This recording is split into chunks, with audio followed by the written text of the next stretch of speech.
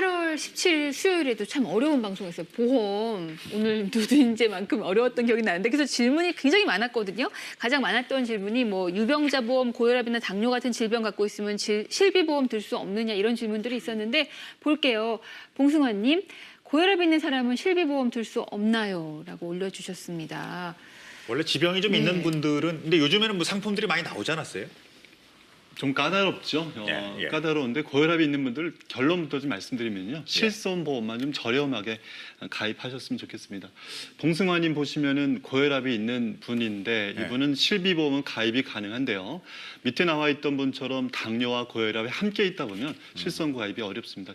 제가 가장 안타까운 부분이 고혈압하고 당뇨가 함께 있는 부분인데 봉승환님처럼 고혈압이 있는 분들 실손보험은 가입이 가능한데 두 가지의 경우가 있습니다. 첫 번째는 손해보험에서 종합보험 형태로 실비보험을 가입하는 경우가 있겠고요.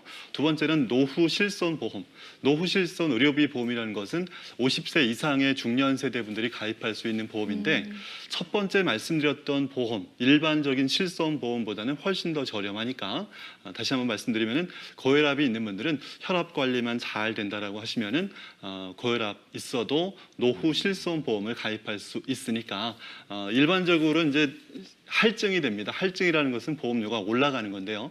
다른 분들이 예를 들어서 50세 여성이 일반적인 분들이 노후 실손을 가입할 때 한 2만 원이라고 한다면 이것이 한 50% 정도 할증이 돼서 한 3만 원 정도 된다라고 보시면 되겠고 어쨌든 관리를 잘 하고 있는 모습이 중요하고 그 수치가 중요하니까 임의로 의사가 처방한 거를 끊지 말고 약을 꾸준하게 잘 드시면서 관리했던 그 진료 기록을 가지고 병원에 좀 요청하시면 되겠고요. 당뇨가 있으신 분, 고혈압이 함께 없다라고 하면은 가능합니다. 60세 이전의 분들이 일부 가능한데 인슐린에 의존하지 않는 상황에서 당뇨 혈당 관리가 잘 되고 있다라고 하면은 일부 회사에서 실손보험이 가능하니까 최대한 묻고 따져서라도 가입하시길 바라고 할증이 되니까요. 좀 보시고 가족에 따라서 잘 판단하시기 바라겠습니다. 자, 다음 보겠습니다. 4870 세대님 만 68세시고요. 골다공증은 현재 아닌데 대비해서 칼슘을 드시고 처방 받아서 드시는 건지 모르겠네요. 이것 때문에 보험을 들 수 없다고 합니다. 약을 드시는 것과 그 관련이 좀 있을까요?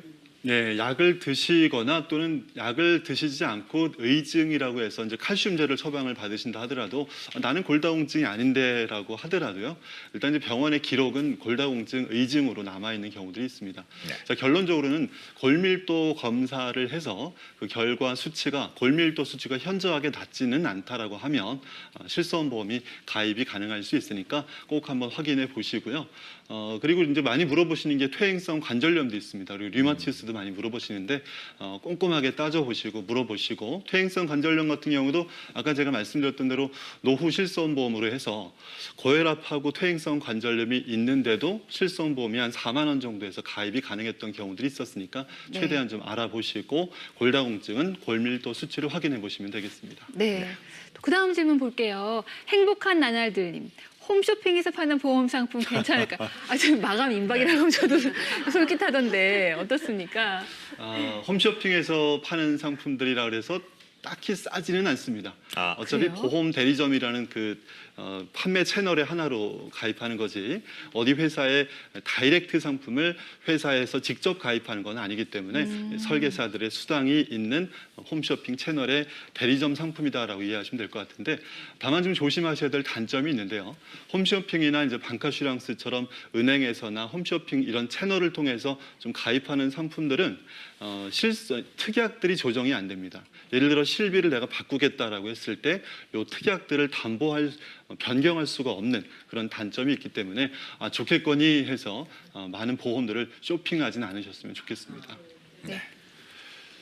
자, 참사리 완도님입니다. 계약자가 치매 진단을 받았는데 중간이나 납입 기간이 끝나고 보장 기간 동안 명의 변경을 할 수 있느냐? 그러니까 계약자가 계약을 하신 다음에 치매가 오셨나 봐요.